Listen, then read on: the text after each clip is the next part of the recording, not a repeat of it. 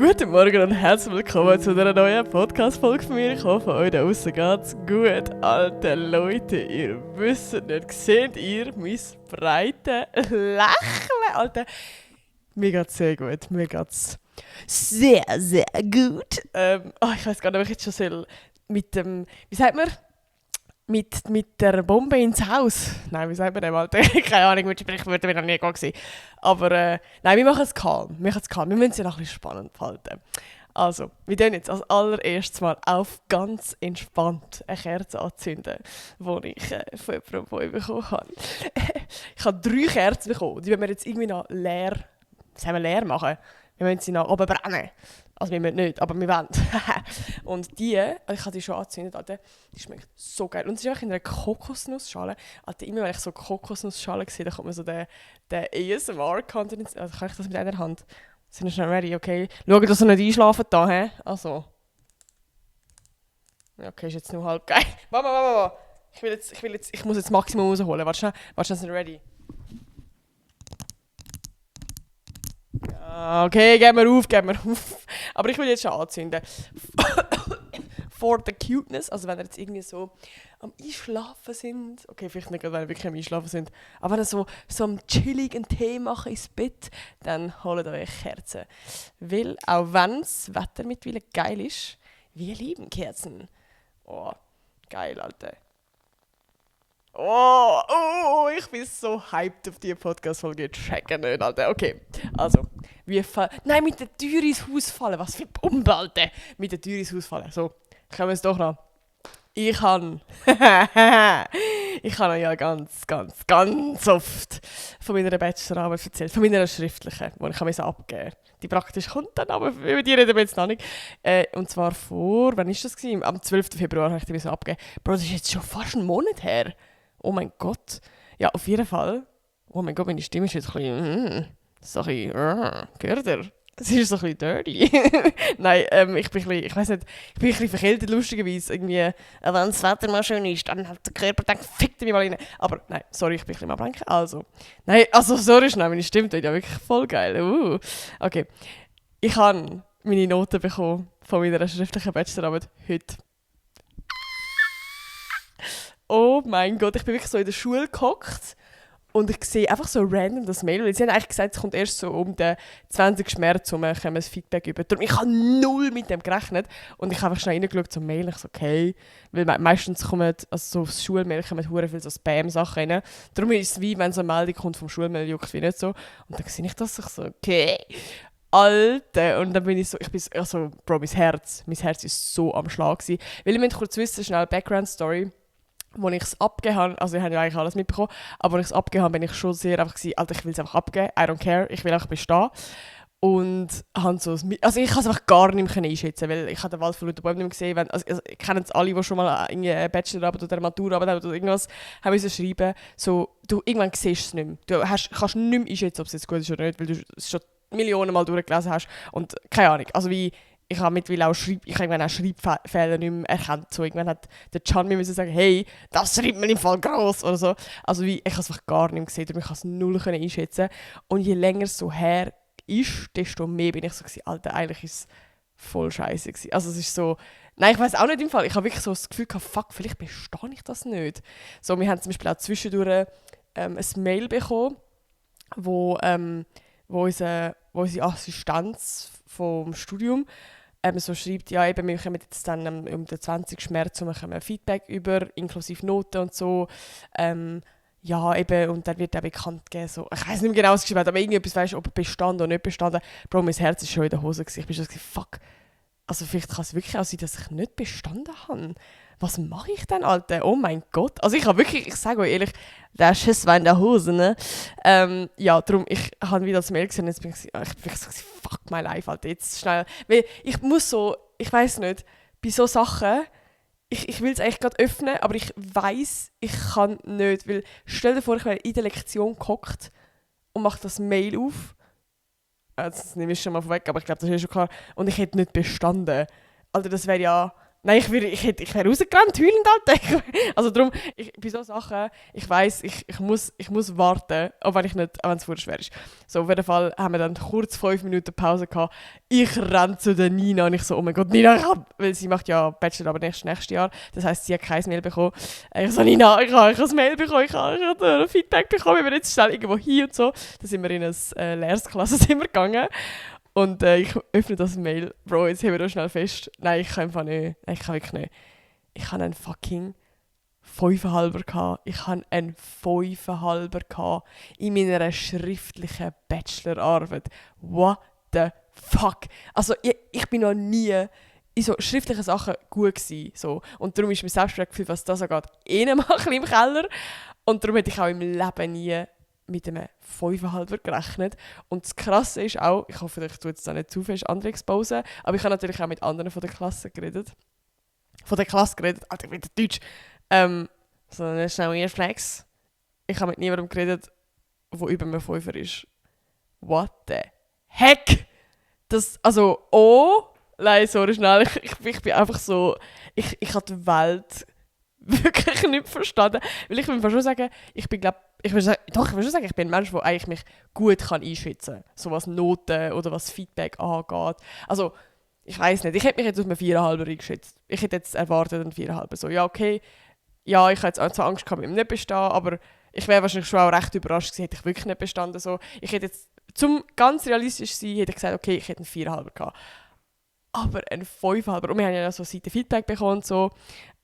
Nein, also wirklich, ich bin schon lange nicht mehr so nervös. Ich war so zittrig gewesen. So, weißt du, ich weiss nicht, ich letztes Mal so, weißt du, so meine Hand angeschaut und die war auch so shaky gewesen. Crazy. Ist ein crazy geiles Gefühl gewesen, Alter. Und im Fall ehrlich, das hat mir so einen Push gegeben, um jetzt an der praktischen arbeiten. Einfach weil es ist ultra doof, aber es gibt einem schon so das Gefühl von, okay, ich kann ja doch noch etwas, Alter. Ich habe es ja doch noch auf dem Kasten. Sagt mir das? Alter, ich muss jetzt aufhören mit Sprichwörtern. Ich glaube, das wird nichts mehr heute, Alter. Aber weil irgendwie... Ja, ich weiß auch nicht. Eigentlich ist es voll scheiße, sich über irgendwie Noten oder Feedback von Lehrpersonen, whatever, sich definieren. Oder nur schon mit Vergleichen mit anderen Leuten aus der Klasse. Das ist eigentlich ultra stupid so. Aber ich glaube, ja... Es macht ja gleich was mit einem und es macht ja gleich happy. Es gibt halt einen Erfolgsmoment, so, es ist halt, wie es ist. Und ich hatte das schon lange nicht mehr so gehabt. Und darum, gerade bei den Bachelor, aber das ist ja nicht einfach irgendeine Prüfung oder irgendein Projekt oder whatever, sondern es ist meine fucking schriftliche Bachelorarbeit. Das ist so crazy, Alter.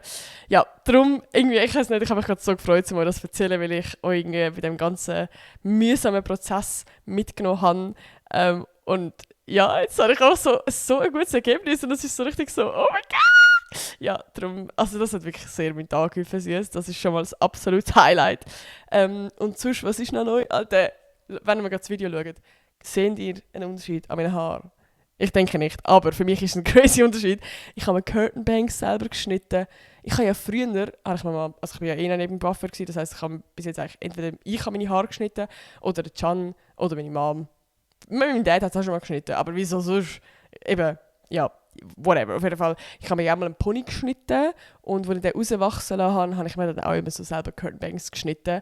Aber ich habe es schon hure lange nicht mehr gemacht. Und ich habe wirklich, als ich die geschnitten habe, ich habe ein Video auf TikTok gepostet und auf Insta, auf jeden Fall, ich dachte, Bro, nein, das kann es nicht sein. Es hat so schlimm ausgesehen zuerst. Aber ich glaube, ich habe es ganz gut retten. Also ich muss sagen, ich bin so happy. Also ohne Witz im Fall. Ich weiß nicht, ich habe schon wieder Gefühl vergessen, was Curtain Bangs so, was das für eine, einfach so ein, es gibt so ein Boost irgendwie, es gibt so einen Confidence Boost einfach. So, Nina hat eben auch letztens einfach so selber Curtain Bangs geschnitten und ich finde, es sieht so geil aus bei ihr, oh mein Gott. Darum bin ich so gesagt, okay, ich will auch wieder machen. Und jetzt habe ich einfach wieder gemacht und ich lieb's, Alter, es gibt wirklich so einen Confidence Boost, weil ich einfach so das Gefühl habe, ja, ich habe jetzt zum Beispiel, ich habe ja meine Haare gefärbt, ich habe keinen speziellen Haarschnitt, so, also nicht zum Abreden, aber ich habe ja dann sonst so 0815. Ich habe ja dann nicht mal einen Haarschnitt, eigentlich nicht mal 0815. Ich habe einfach gar keinen Haarschnitt. So, ich einfach, also ja gut, ich habe noch ein bisschen ein U, immerhin. Ein bisschen ein U habe ich. Und vorne noch ein bisschen, wie so ein bisschen selber gestuft. Aber so, ich check it. Und ich muss sagen, vom Charakter habe ich schon sehr gern so ein bisschen extrovert, ein bisschen special und ein bisschen auf dem Style und so. Und, also okay, ja, meine Curtain Bangs sind jetzt crazy, special, I'm unique. Nein, aber es macht so ein bisschen was. Also es gibt so ein bisschen eine Definition und ich mag das sehr. Ich finde das sehr, sehr geil. Ich habe sehr Freude an meinen Curtain Bangs. Genau, das ist auch noch neu. Und, Alter, hey, die Woche, ich weiß nicht, was los ist. Es war eine richtige Erfolgswoche gewesen. Es ist crazy. Ich habe ja letzte Woche schon erzählt, dass ich nominiert bin im Publikumspreis beim Swiss Podcast Award, wo man so abstimmen kann. Jetzt habe ich das Mail bekommen, nein, ich glaube es nicht, Alter, dass wir auch noch nominiert sind in einer Kategorie Leben. Ich habe nicht mal gewusst, dass, also wie Publikumspreis ist das eine, aber es gibt ja noch so spezifische Kategorien. Und ich glaube, Publikumspreis bin ich schon mal nominiert gewesen, soweit ich weiß, vor 2 Jahren. Letztes Jahr hat eben nicht stattgefunden. Darum, es ist so lange her, ich weiß gar nicht mehr. Aber so in einer Kategorie bin ich eben, glaube ich, noch nie nominiert gewesen, soweit ich weiß. Und jetzt bin ich einfach in der Kategorie Leben. Ja, da könnt ihr leider nicht abstimmen, das ist einfach, das bestimmt eine Jury. Aber oh mein Gott, ich bin in dem Sinn, ja, man kann schon sagen, in 2 Kategorien nominiert. Alter Leute, was läuft? Das ist crazy. Es ist wirklich crazy. Und es macht mich so happy. Das wäre ohne euch wäre das nicht möglich. Sage ich, es ist. Wenn da niemand zuhört, dann ist man auch, also keine Ahnung, dann ist der Podcast nicht erfolgreich und dann würde ich auch niemals nominiert werden. Von dem her, ich habe eigentlich legit alles euch zu verdanken. Und ja, ich hoffe, also komm, jetzt ist die Chance schon. Wir haben schon 2 Chancen, um so einen scheiß Pokal zu holen. Also Pokal, wie sagt man denn? Doch, ist eigentlich schon ein Pokal. Das klingt so wie Fußball, aber... Nein, wie sagt man denn? Pokal? So eine Trophäe, so ein Ding halt. Wäre cool, wäre nice. Würde ich mich freuen, Alter. Ja, auf jeden Fall, das ist noch neu. Ja, wir haben jetzt... das ist eigentlich mehr schon ein bisschen sad, Alter. Ich habe jetzt die letzte Woche, so offiziell Schule. Also ich habe ja mein Nebenfach. Und nachher fängt es offiziell an mit der praktischen Bachelorarbeit. Alter. Oh mein Gott, ich bin echt gar nicht ready. Also wie ich bin jetzt auch verdammt am Prokrastinieren. Einfach so vor mich herschieben. Weil ich irgendwie so, ich weiß nicht. Eigentlich finde ich es in dem Sinne schon ein geiles Projekt, aber es ist ja so... Ich weiss, es ist mit einem riesigen Druck verbunden von «Oh mein Gott, das muss ein krasses, gutes Projekt sein». Ich weiss auch nicht. Ich bin zum Beispiel so mega ein Mensch, wenn ich eine Idee habe, dann kommt so das Feuer in mir, dann kommt so der Impuls und dann will ich eigentlich am liebsten direkt anfangen. Und ich bin halt, also wie, gerade in der Schule ist das meistens ein bisschen schwieriger, weil du halt eine Idee hast und dann tust du wie die Idee zuerst mega ausarbeiten und dann fängst du erst irgendwann an mit der Umsetzung. Und ich merke, ich bin gar nicht so ein Mensch. Ich muss wirklich, wenn ich eine Idee habe, dann bin ich so während dem Machen, tue ich dann vielleicht Sachen verändern. Also das ist crazy, ich funktioniere da echt, also das ist ein mega Learning, seit ich im Studium bin, dass ich gemerkt habe, dass ich so funktioniere. Und das ist halt bei der Bachelorarbeit wie schwierig, weil du kannst nicht einfach sagen, hey, ich habe jetzt eine Idee und dann fängst du am nächsten Tag oder überhaupt in der gleichen Sekunde an filmen oder an mal anfangen zu planen oder whatever, sondern eben, du hast dann zuerst mal 30 Vorträge von 30 Feedback nachher und ich habe keine Ahnung, es gibt auch 30 Menschen, die nachher reinreden und das gut finden und das nicht und das killt mich, es killt einfach meine Lust. Ich sage es, wie es ist. Darum bin ich gerade so am Punkt, ich muss mich jetzt wieder so ein bisschen motivieren, weil Grundsatzidee finde ich ja mega geil, so wo ich kann und ich freue mich in dem Sinne ja schon irgendwo drauf, aber zum jetzt wieder so anfangen, also wie so zum Anfangen und Motivation haben, die ist jetzt halt so keine gone, checkt ihr, und darum, ich muss mich irgendwie wieder so ein bisschen motivieren. Aber das kommt schon irgendwie, Leute. Ich glaube, ich habe jetzt halt die ganze Zeit wie so einen anderen Fokus gehabt, jetzt vom Nebenfach, von dem und von meiner schriftlichen Arbeit. Darum, ja, ich glaube, wenn ich wirklich so wieder einen fully Fokus kann haben und ich auch Zeit habe vor der Schule, das macht ja schon viel, hoffe ich, dass es so ein bisschen zurückkommt. Ja, fingers crossed. Ich kann ja sonst wieder ab jetzt jede Woche Kommentar schreiben oder auf Insta mir oder so. Arbeiten in einer praktischen Bachelor. Ohne Witz, Leute, ihr seid auch ein Grund, wieso ich es geschafft habe. Ihr seid auch ein Teil von dem 5,5. Oh mein Gott, jetzt kommt es mir gar nicht in den Sinn. Ich habe mir ja jedes Mal immer auf Insta so geschrieben, Nati, fang an zu schreiben an deiner schriftlichen Bachelorarbeit. Und das hat wirklich was gemacht. Von dem her, ihr habt einen grossen Beitrag von dem Kuchen, von meinem 5,5, habt ihr jetzt ja beigetragen. Muss man wirklich sagen an dieser Stelle. Ohne Witz, Alter. Genau, ja. Aber es ist auch so traurig, weil es ist jetzt die letzte Woche Schule Und also klar, wir haben so gewisse Tage haben wir schon auch noch Schule, aber das sind halt alles Schultage, wo nachher mit der Klasse ist, wo halt auch Bachelorarbeit macht. Sprich mit der Nina nicht mehr. Also jetzt habe ich ja das Nebenfach und haben wir das Gleiche, Nina und ich. Und nachher haben wir das auch nicht mehr. Das heisst, wir haben jetzt nur noch 2 Tage miteinander Schule und dann nachher nie mehr. Das ist so emotional. Oh mein Gott. Ja, nein, es ist schon ein bisschen sad. Also wir haben jetzt diese Woche, also wir haben jetzt ja eben das Nebenfach und wir haben jetzt jede Woche, also letzte Woche und diese Woche haben wir so ein unterschiedliches Modul gehabt bei einer unterschiedlichen Lehrperson. Und jetzt haben wir wirklich diese Woche, es ist hure voll pappt, muss man sagen. Und das ist, nein, kann man das jetzt in der Öffentlichkeit sagen? Ich weiß nicht. Ja, komm, ich sag meine Meinung. Meinungsfreiheit, hä? Nee. Es ist langweilig. Es tut mir leid. Es zieht sich halt mega. Es fühlt sich so lang an. Aber ja, und wir haben jetzt einfach gesagt, hey, wir machen jetzt das Beste aus dieser Woche. Wir haben jetzt diese Woche auch so wie Gruppenprojekt.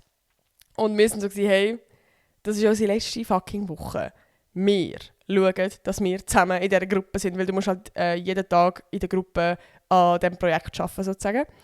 Und eigentlich hat der Lehrer halt so ein bisschen gesagt, so ja, also weißt, es ist ja wie eine mega gemischte Gruppe, also weil es ein Nebenfach ist, kann sie ja wie jeder wählen. Das heisst, es hat von anderen Studiengängen hat's Leute in dieser Klasse sozusagen.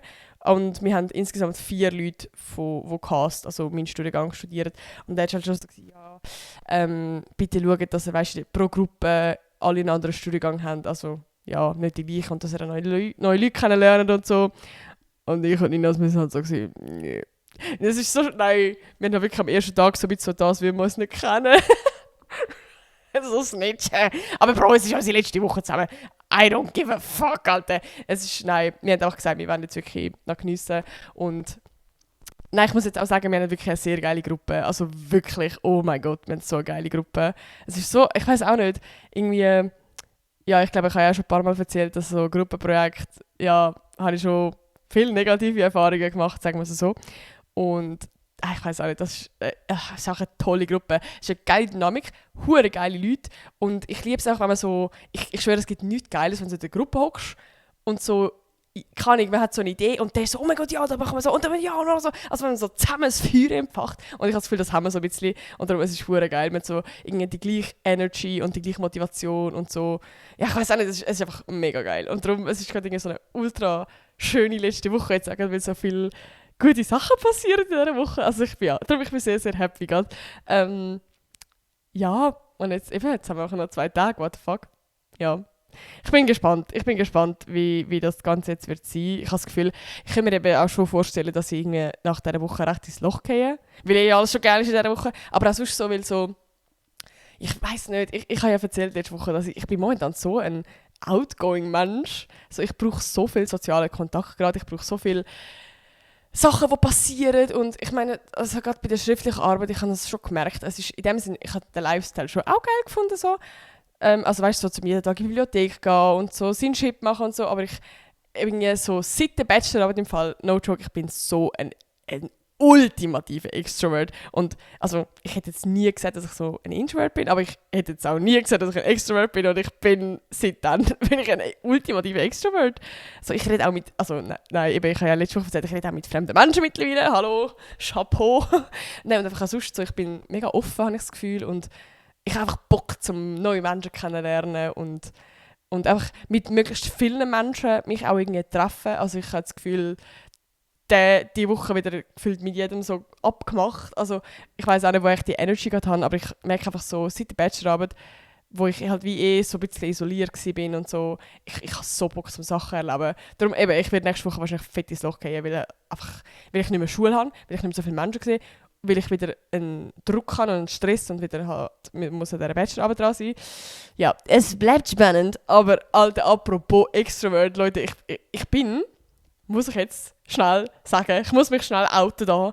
Ich bin ein bisschen ein Club-Girlie geworden. Ich bin ein Club-Girlie geworden. Girlie, Alter, das klingt, ich sage gerade weird. Ein Girlie, ein Club-Girlie. Nein, ich würde sagen, ich bin vorher schon ab und zu mal eine Clubgängerin gewesen. Also ich habe ja meine Lyon-Friends. Und dort gibt es immer wieder mal, dass man in den Ausgang geht und so. Aber ich würde sagen, das ist so einmal alle 2 Monate gewesen. Oder bin ich jetzt mega schlecht im Schätzen? Vielleicht. Mal 1-2 Mal alle 2 Monate.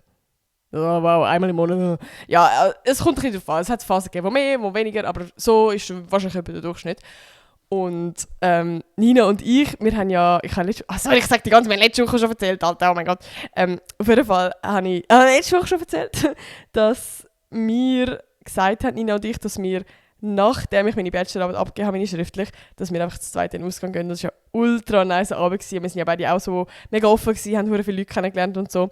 Jedenfalls haben wir jemanden kennengelernt, der ja auch dort arbeitet bei dem Club und der uns auf Gästeliste da hat für jetzt letzten Freitag. Und wir sind wieder gegangen. Wir sind damals zu dritt gegangen, mit einer Kollegin. Und Alter, ich schwöre es euch, also Nina ist noch viel, viel weniger eine Clubgängerin gewesen. Ich glaube, die war das letzte Mal vor 2 Jahren vorher im Club gewesen.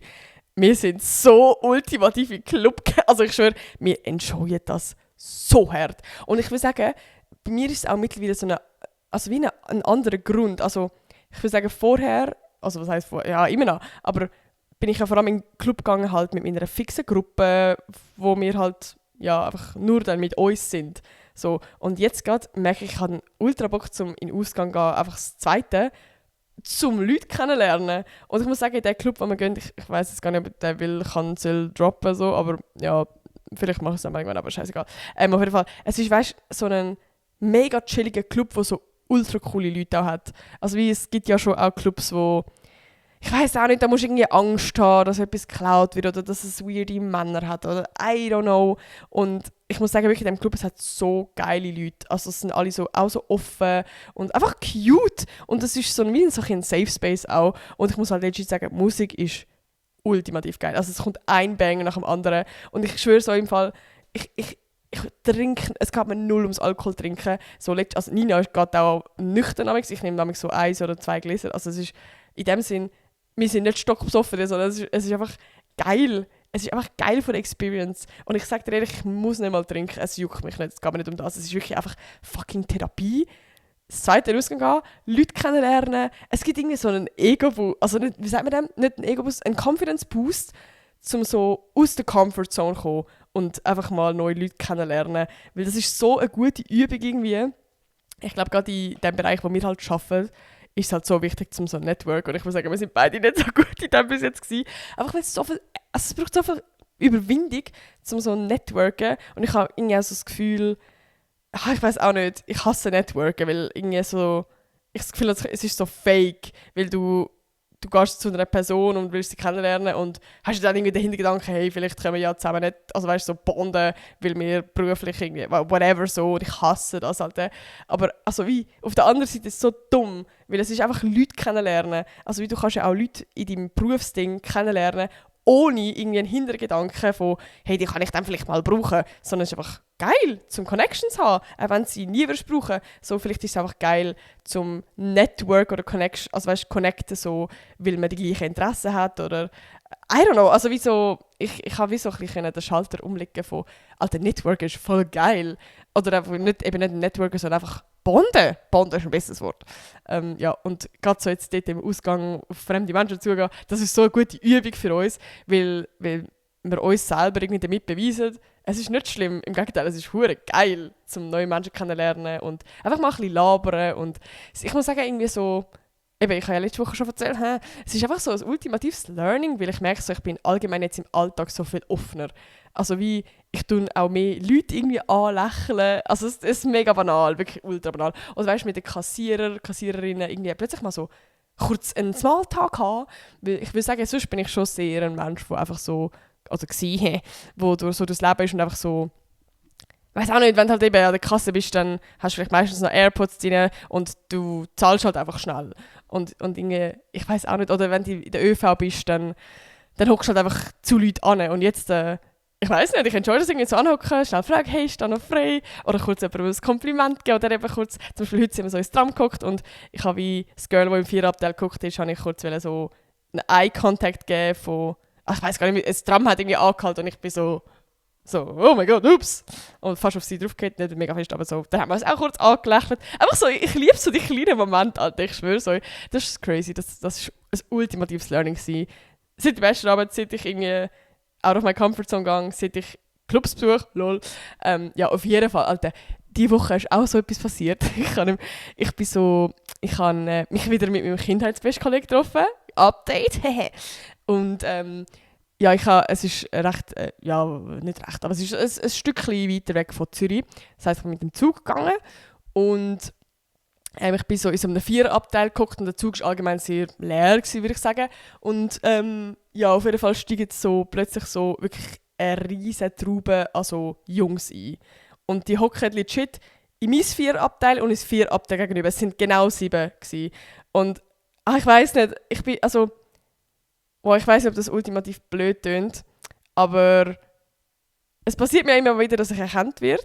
Und es gibt so die Kategorie ultimativ cute oder einfach respectful, wo so ist, hey, ich kenne dich, oder hey, können wir ein Foto machen, oder keine Ahnung, irgendwie so. Das liebe ich, das finde ich ultimativ cute. Es gibt aber auch die Leute, die mich vielleicht einfach so vom Gesehen her kennen oder die sich vielleicht einfach schon fast ein bisschen funny finden, Influencerin, TikTok. Und das ist meistens halt mühsam. Also auch weil es so, ja, keine Ahnung, die sind eben meistens, also es tut mir hure leid, ich will es voll nicht verallgemeinern, aber es ist mir halt oft passiert, dass es halt eine grössere Jungsgruppe war, wo es dann halt hure funny gefunden, wo dann irgendwie zusammen in der Gruppe durch den ganzen Bus rufen, hey, TikTok, TikTok, oh! Und dann Videos Loop von mir laufen lassen. Also das ist einfach so das, was ich kenne. Oder wenn du so vom Ausgang, also das hatte ich früher gehabt, als ich noch, vom Ausgang von Zürich zu meinem Familienhaus heimgefahren bin, dann bist du so, weißt du, alleine, keine Ahnung, um 3 der Nacht im Zug, dann hast du schon ein bisschen Schiss, ich weiss nicht. Und wenn dann auch so eine besoffene Jungsgruppe oder Männergruppe kommt und dann dich erkennt, das ist einfach so scary, das ist so unangenehm. Darum, ja, ich glaube, bin ich allgemein schon so, ja, ich weiss auch nicht, die sind dann so alle zu mir geguckt und ich hatte jetzt schon so das Gefühl gehabt von, oh mein Gott, bitte, ich kenne mich jetzt einfach nicht, ich habe gar keinen Bock auf jetzt so eine Situation. Jedenfalls hatte ich so meine AirPods drin gehabt und dann sagen sie eben so, und nachher habe ich so, okay, AirPods raus. Und es ist so, ich sage im Fall, eben durch das, dass ich momentan schon in einer Phase bin, wo ich so offen bin, bin ich glaube mit einer ganz anderen Dings gegangen. So, also einfach so, ich bin jetzt auch offen. So, weißt du, so, wieso habe ich jetzt so Vorurteile? Nur weil es jetzt andere Männer verkackt haben, Alter, heisst es nicht, dass sie auch so sind. Ja, und das ist so eine tolle Erfahrung gewesen, Leute. Ich sage es euch, wie es ist. Falls jemand von diesen Jungs zulässt, Küssen geht raus. Nein, das sind so herzige gewesen, wirklich. Das sind so, ich schätze so 16 oder 17. Und ja, die sind einfach so ultimativ cute gewesen. Oh mein Gott, können wir das Foto zusammen machen? Nachher haben sie, nein, das sind auch so ultimative Extroverts gewesen, haben sie alle zusammen aufs Bild drauf. Und dann haben sie nochmal irgendjemand Fremdes, der in einem Zweierabteil gekocht ist, so, könnt ihr das Bild machen? Und der andere, hey, wenn sie auch noch drauf kommen. Also es war einfach mega funny gewesen. Dann haben sie mir ein Bier angeboten. Ich so, ja, fix, oder? Dann habe ich mit denen einfach ein Bier getrunken. Das war wirklich lustig gewesen. Dann haben wir einfach so ein bisschen getagt und so. Nein, und dann kommt noch der Kontrolleur. Das war auch geil gewesen. Es war auch so ein bisschen jüngerer gewesen, schätze ich mal. Also jetzt nicht irgendwie so 16, sondern so wahrscheinlich wie ich etwa. Und der war eigentlich so voll einfach in seinem Job gewesen, weißt du, so zum Billett zu kontrollieren. Es hat auch so einer von diesen Jungs gesagt so, im Fall die ist TikTokerin, kennen Sie sie? Weißt du, so mega stolz.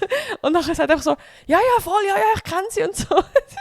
Das ist einfach, ich bin einfach so in diesem Zug gehockt und ich habe es auch geil gefunden, weil ich mir so gedacht habe, irgendwie so, es ist einfach gerade so, ich habe es so toll gefunden, es war ultra cool gewesen.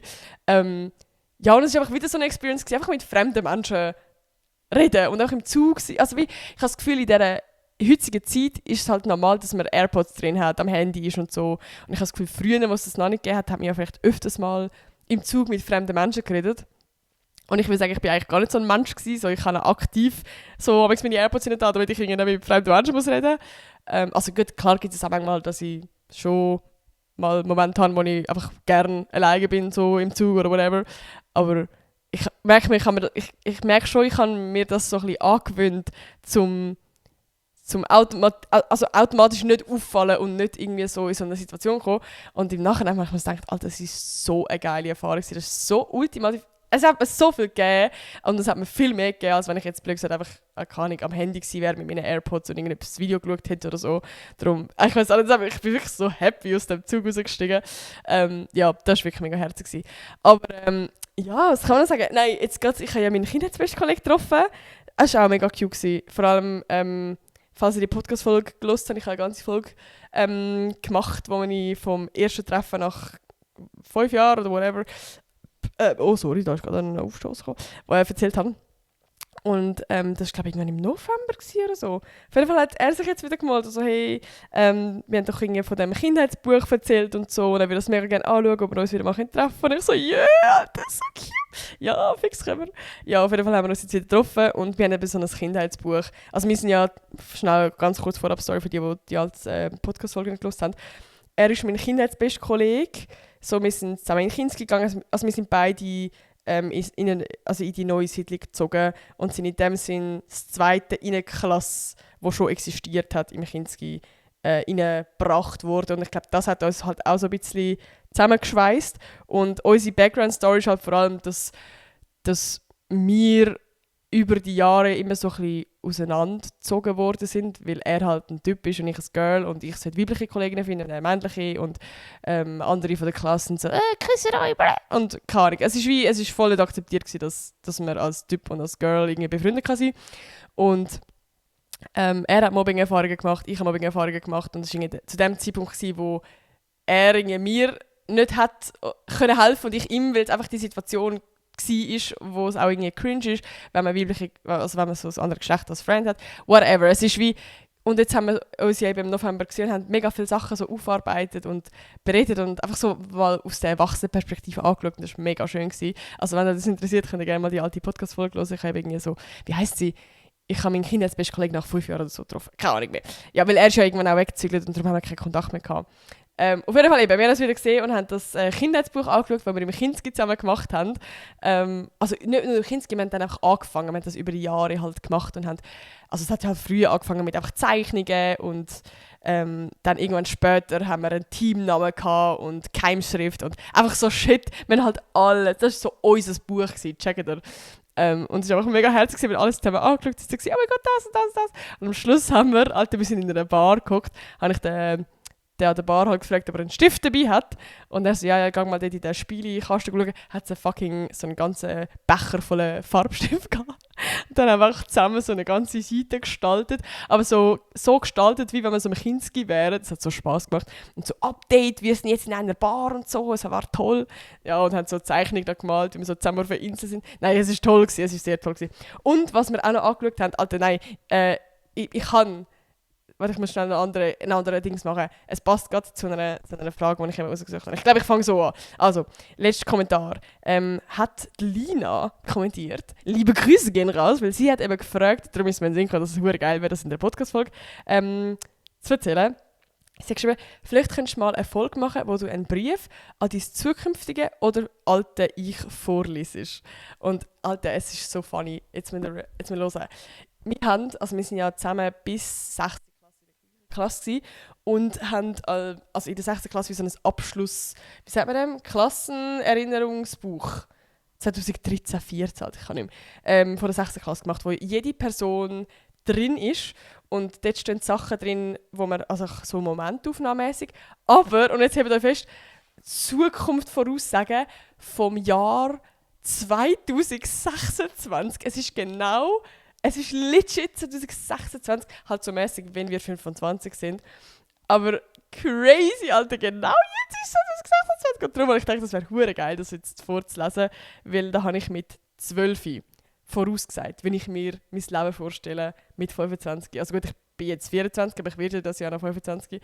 Darum sind ihr ready, Alter, sind ihr ready? Ich glaube, ich lese das so jetzt. Also, warte, ich muss schnell meine Adresse verdecken, also von meinen Eltern. Aber das Foto, Alter! Oh mein Lord, vor allem ich war so blond. Oh mein Gott. Ja, also auf jeden Fall. Ich probiere jetzt mal irgendwie da Vorname, Name, Geburtsdatum, alles boring. Personenbeschreibung. Blonde Haare, braune Augen, Spange. Geil. Genau, das ist noch langweilig. Dann haben wir da 4 Fragen. Das ist, glaube ich, einfach Momentaufnahme. Kann das sein? Nein, das kommt nachher. Das ist einfach keine Ahnung, warum. Also,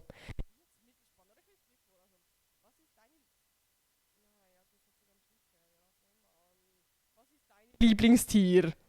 You had one job, Vicky.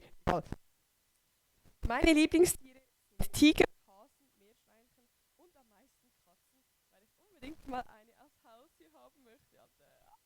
Ich will immer noch. Einen Tiger kann man ja schlecht als Haustier haben. Facts spricht sie da aus. Vielleicht möchte ich auch noch Häschen. Häschen und Meerschweinchen mag ich auch, weil ich welche zu Hause habe. Oh, wir haben schon dort Häschen gehabt. Crazy. Cute. Dann, was sind deine Hobbys? Ich mag mich noch erinnern, wir haben so wie Fragen aussuchen. Und ich habe ja bei den anderen gesehen, die haben teilweise voll geile Fragen. Ich habe wirklich die langweiligsten Fragen ausgesucht. Egal. Meine Hobbys. Ich liebe es zu tanzen. Ich singe und zeichne gerne. Trampolin oder Volleyball mache ich in der Freizeit gerne. Ich gehe gerne mit Freunden chillen. Am meisten mag ich aber immer noch tanzen, weil ich auch ins Street Dance gehe und mich dann so frei fühle. Ja, Alter, ich war einfach 12 gewesen. Ich war einfach fucking 12 gewesen. Das ist schon so lange her. 12 Jahre? Nein, ich bin jetzt doppelt so alt. Könnt ihr schnell, ich bin jetzt doppelt so alt wie auf dem Textbild. Also, oh, jetzt kommt es ganz deep. Und das weiss ich, das ist so ein Cap. Wer sind deine besten Freunde in der 6. Klasse? Das ist in der Zeit, wo ich gemobbt worden bin. Nein. Wieso habe ich die Frage genommen? Und wieso bin ich jetzt mies am Cappen? Jetzt hört schon zu. Also, obviously, ich kann jetzt nicht schreiben, ja, ich werde gehasst, weil das haben ja nachher alle das Buch bekommen. Darum bin ich wahrscheinlich am Capen gewesen, aber was steht? Also, ich habe es mit vielen gut in meiner Klasse. Cap! Ich hoffe, dass ich noch mit einigen in meinem zukünftigen Leben Kontakt habe. Das wäre toll. Ja, besser nicht. Mit einigen habe ich es gut, mit anderen weniger gut. Also ja, eben, mit ihm habe ich noch Kontakt. Sonst mit niemandem mehr. Also gut, ein paar habe ich auf Insta. Boah, stell dir vor, vielleicht hören das paar meinen Podcast, ich weiß ja nicht. Aber ja, sonst habe ich mit niemandem Kontakt. Also gut, doch, es gibt schon ein paar, wo ich jetzt wenn ich es noch sehen oder so, wäre easy. Aber es gibt auch ein paar, die ich jetzt nicht unbedingt nochmal sehen, sagen wir es so. Also, und die letzte Frage. Nein, sorry, ich habe so langweilige Fragen genommen. Wie gefällt dir dein Name? Naja, es gibt Schlimmere. Ich finde ihn ganz okay. Ich bin mit meinem Namen zufrieden. Ja, massiv gar nicht. Gut, jetzt kommen wir zum spannenden Teil. Der ist auf der Hinterseite. Und zwar zuerst Momentaufnahme und nachher 2026. Also eben Momentaufnahme ist wie mein Leben da. Mann, es wäre so viel geiler, wenn ich so ehrlich gewesen, Alter. Wieso habe ich keinen Balls? Ich habe einfach geschrieben, ja, Bro, es ist fucking scheiße gerade in meiner Klasse, wirklich. Gut. Egal, ich habe geschrieben. Früher hatte ich immer Angst, wenn ich in die Unterstufe gehen musste, weil ich... Oh nein! Oh, Marcella! Weil ich von allen gemobbt wurde. Also ja, ich bin schon in der Unterstufe... Also ich würde sagen, Mobbing... Es ist halt nicht... Also ich würde sagen, 6. Klasse ist schon eher so in dem Sinne ein aktives Mobbing gewesen, weil es halt so wirklich so eine Gruppe war und so wie sagt man, so eine Anführerin. Und in der 1. bis 3. Klasse ist es mir einfach... Ich bin einer der Uncoolen gewesen, so, checkt ihr. Und es hat immer wieder Arschlöcher gegeben, so, aber es ist jetzt wie, ja.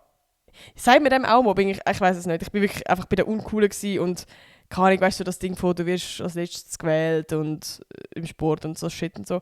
Aber sonst, ja, weiß nicht. Gut, ich hatte schon auch Friends gehabt in der Unterstufe, aber, das sind voll abwertig, aber halt auch bei der Uncoolen. Also, ja, checkt hoffentlich, was ich meine. Also wie so, nicht bei den Uncoolen, sondern einfach auch bei den Opfern, auch bei denen, die halt gecancelt worden sind, sozusagen. Ja, auf jeden Fall. Ich ärgere mich ab und zu, wenn mich heute noch jemand verletzt oder anhässelt. Okay, ich habe gleich ein bisschen geschrieben. He? Ich habe so schüch angeteased. Ich habe Angst, dass ich in der Oberstufe wieder von vorne beginnen kann. Denn wenn ich von Anfang an wieder keine Freunde habe, stehe ich wieder alleine da. Oh, Marcella. Oh. Okay, das ist doch emotional. Ich versuche jetzt, mich möglichst... Nein. Ich versuche jetzt, mich möglichst cool darzustellen oder zu versuchen, einfach nur ich selbst zu sein. Okay, ich habe die Kurve noch gekratzt. Ich habe schon gedacht, wenn jetzt so, ich hoffe, ich muss jetzt möglichst cool sein, damit ich akzeptiert werde. Ich kann es kaum erwarten, in die Sekundarschule zu kommen. Vielleicht werde ich einmal Kindergärtnerin. Nein, Bro, du wirst Influencerin. Ja, nein, das ist mega herzig. Okay, es ist doch mehr angeteased, als ich gedacht habe. Also man kann zwischen den Zeilen kann man auf jeden Fall lesen. Aber crazy. Und auch, ja, ich weiß auch nicht, das ist jetzt so rückblickend voll herzig, wenn ich so, so Angst hatte, mit Oberstufe gehen und so keine Friends haben und so.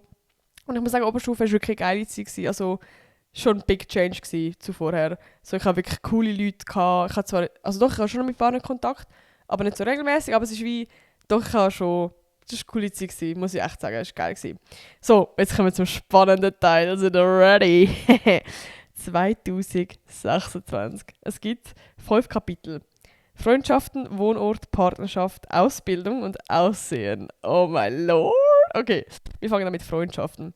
Wenn ich 25 bin, werde ich dieselben Freunde haben, wow, und noch weitere, die ich kennengelernt habe. Das ist so ein Nonsens, aber stimmt halt nicht.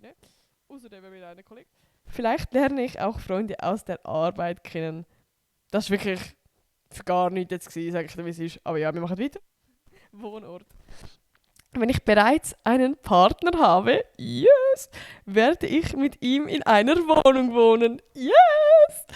Wenn ich aber bereits schon Kinder habe, werde ich mit meiner Familie und meinen Haustieren in einem Haus wohnen mit einem großen Garten. Ja, Kind habe ich jetzt noch nicht, zum Glück, aber ja. Hey du, ich wohne mit meinem Partner in meiner eigenen Wohnung. Das habe ich predicted. Geil, geile Sau. So, Partnerschaft. Oh mein Gott, da bin ich jetzt auch gespannt.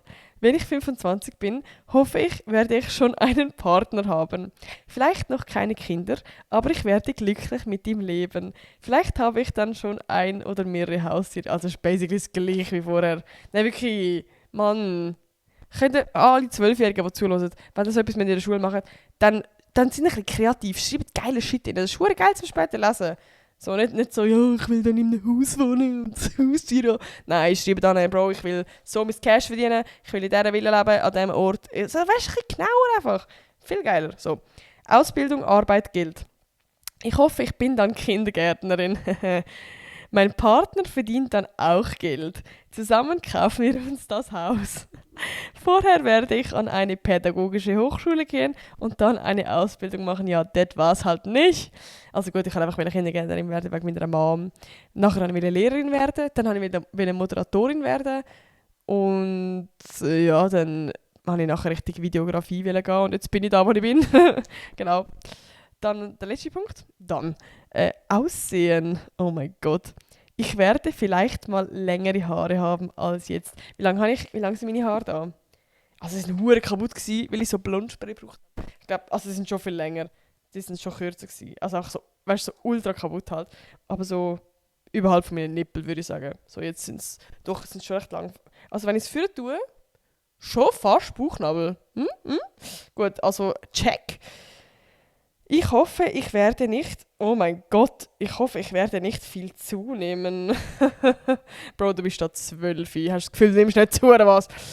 Ich werde Schminke auftragen, wann ich will. Was ein Bäri, Alter, das mache ich jetzt, wann ich will.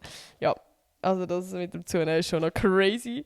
Vor allem, ich brauche mit 12. Wieso juckt mich das dort schon? Das ist ja hure Brainfuck, Alter. Aber geil, geil, Alter, sehr, sehr geil. Ich hoffe, ihr habt das spannend gefunden, Mann. Ich muss gerade auf meine Notizen schauen, aber ich noch was vergessen habe, euch zu erzählen. Ich glaube, das ist schon plus minus alles. Ich habe das Gefühl, die Podcast-Folge geht schon Ewigkeiten. Ich habe immer so das Gefühl, ich habe so zu wenig zu erzählen in letzter Zeit. Also ich mache so, Bro, schau mal schnell. Das sind meine Notizen. Ja, du siehst ja nicht so. Also, ich habe so wenig Notizen gemacht jetzt. Und früher habe ich viel mehr Notizen gemacht. Und jetzt habe ich so das Gefühl, ich kann zu wenig erzählen. Aber ich kann immer so viel erzählen, Alter. Wenn mein Leben ist gerade... Das ist viel... Ach, jetzt ist mir schon wieder ein Rülpser gekommen. Sorry. Es ist so viel in meinem Leben gerade los. Das ist geil. Das ist crazy. Ja, und ich hoffe, ja, ihr habt auch eine gute Woche gehabt. Oder auch wenn nicht, dann hoffe ich, habt ihr nächste Woche eine gute Woche. Ich predict es euch jetzt. Warte, ich muss schnell die Energy mit der Kerze. So. Boom. Ja, das ist jetzt meine positive Energy, die ihr nächste Woche werdet haben. Und ich will dann hören, weißt du, so in den Kommentaren nächste Woche, hey, ich habe eine ultra geile Woche gehabt. Wegen dem und dem und dem und dem und dem. Ich habe es predicted. Gut. Ja, ich würde sagen, wir hören uns nächste Woche wieder. Vergessen nicht, dem Podcast 5 Sterne bewerten und mir folgen. Und ich würde sagen, jetzt habe ich schon gesagt, wir hören uns nächste Woche wieder. Tschüss.